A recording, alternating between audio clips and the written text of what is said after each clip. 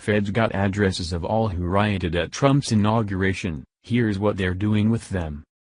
It's now being reported that the United States Justice Department is not standing down against the hate group known as Antifa.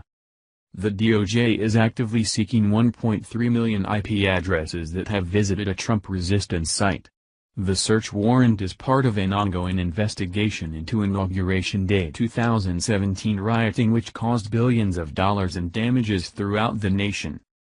DreamHost, who hosts Disrupt20.org, has vowed to fight the DOJ's demand that the web host release records of its 1.3 million visitors' IP addresses.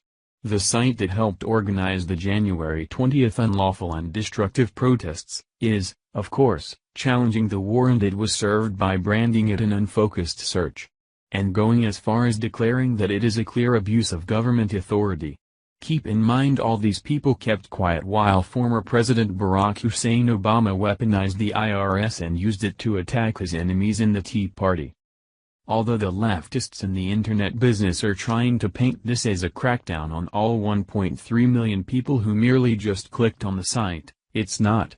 It's just a way to find out who caused all the damage on January 20th so they can be brought to justice so another episode like this can be prevented the next time the American left doesn't like who won the American presidency. The Guardian reports.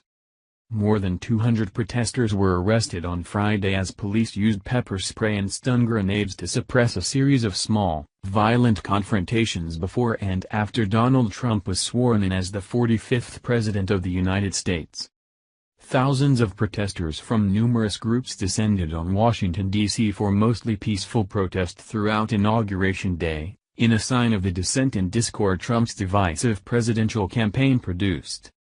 Shortly after Trump was sworn in, violent protests broke out in the downtown area close to the north lawn of the White House and just blocks from the pathway of the inaugural parade. A few dozen protesters, clad in black, threw projectiles at police and barricaded the road with newspaper kiosks and bins, which they later set fire to.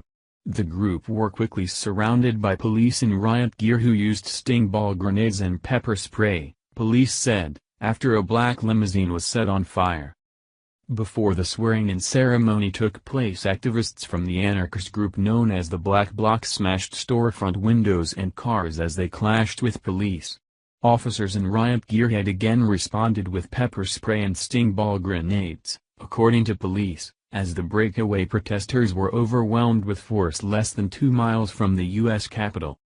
The group of about 200 people, many wearing black hoodies and masks, were eventually contained in a police cordon as they chanted, "This is what a police state looks like and you're protecting fascists." But live streaming from inside the cordon, known as a police kettle, revealed that journalists and legal observers were also being held inside.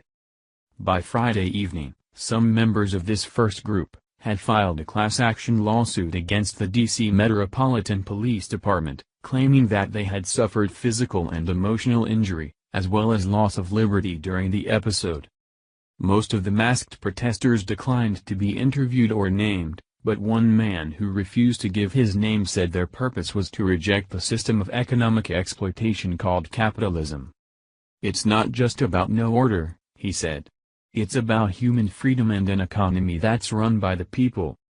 A spokesman for the D.C. Metropolitan Police said law enforcement had arrested 217 people by Friday evening while 6 officers suffered minor injuries, including 3 officers suffering head traumas after being struck by projectiles.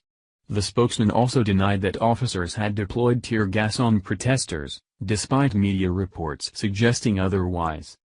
"We expected this kind of thing from this kind of group, and they're going to be held accountable," said Peter Newsham, the interim chief of police, on MSNBC. At a press conference on Friday evening, D.C. Mayor Muriel Bowser acknowledged the hundreds and hundreds of protesters who had made their voices heard through non-violent acts of protest. But added, "Unfortunately, a small group of people have engaged in vandalism as well as violence against our law enforcement officers. This type of destruction and this type of violence against people in Washington, D.C. will not be tolerated." Another group of activists had attempted earlier to shut down a number of the security points allowing access to the public viewing area of the inauguration on the National Mall on Friday morning. The small groups at these checkpoints, organized by a group named Disrupt J20, linked arms as some members were led away by police wearing body armor. The organization claimed on social media that they had temporarily shut down a number of the dozen checkpoints around the mall, with a group of Black Lives Matter protesters reportedly closing access at one location for over an hour. Many protesters gained access to the public viewing area on the mall, many chanting "Not My President" and holding signs with slogans including "Can we impeach him today?" and "Fascist." Some protesters were also present along the route of the parade later in the day. As the Chief Justice, John Roberts, rose to administer the oath of office for the incoming president, 6 protesters, seated on the lawn just in front of the steps to the Capitol, tore off their coats, jumped onto their chairs and began chanting. "A nation united can never be divided," they said. Together the letters on their shirts spelled, "Resist." Around them, supporters shouted and called for them to leave. A man shook their chairs until one of the protesters fell. Eventually, security arrived and they were removed from the event. James Ebersole, a protester who had come to Washington from Virginia, said he had decided to come to D.C. in order to voice dissent, to say that this is not okay. "I think it's unifying people," he said of the resistance to Trump's election, while brandishing a sign that read "Misogyny is a danger to society." "It's a call to action, a wake-up call, and it unites us against this threat." Barbara McQueenie had never attended an inauguration before, but she felt compelled to fly out from St. Augustine, Florida, to protest outside the barricades lining the National Mall. "I live in an area where there's a lot of Trump supporters and I'm crushed," she said. "We need hope." McQueenie, who is retired, did not engage in much shouting. She instead stood quietly at the center of a protest lifting a homemade poster with the letters USSR spelling out United States Satellite of Russia. "Everyone knows they were involved," she said of Vladimir Putin's government, "but everyone is just going forward like it's business as usual." As the sun began to set and the parade continued into the evening, some activists camped nearly 12 hours on the streets. Ramakudemi, who organized one of the activities associated with Disrupt J20 Collective, accused the president of campaigning on a platform of racism, bigotry and hate. "We are taking a stand to say that we are against this. Our actions today made that very clear," said Kudemi, a board member of the Washington Peace Center, a grassroots organization centered on social justice.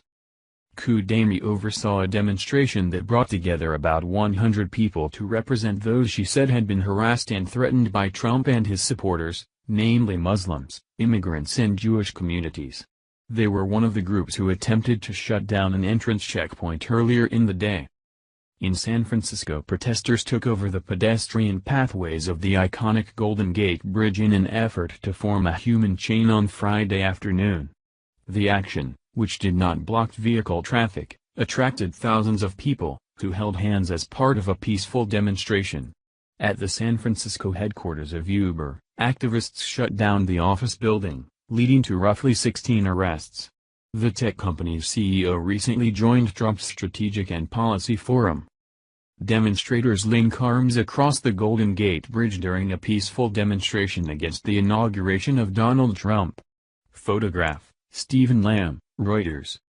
Demonstrators also assembled outside Trump Tower in New York City where 7 people, including 2 New York City councilmen, were arrested. The crowd assembled late Friday morning and sat in the road, attempting to stop traffic. Hundreds of protesters also marched later in the evening, arriving at Trump's 40 Wall Street property in the heart of the city's financial district. Hundreds of thousands of protesters are expected to descend on Washington for a women's march that is scheduled for Saturday, with similar events organized in cities around the country. Just because you're behind the computer screen shouldn't mean that you have the right to total anonymity. The American people are largely polite and amicable. Go anywhere, down to the corner store or to the mall, people usually hold the doors open for each other and are polite in every way possible, until they log on to social media. Just ask any of us who are politically active, we get attacked on a daily basis from so-called bots and new accounts, just because they disagree with our politics. Thank you for watching this video. What do you think about this? Share this on Facebook and Twitter along with your comments.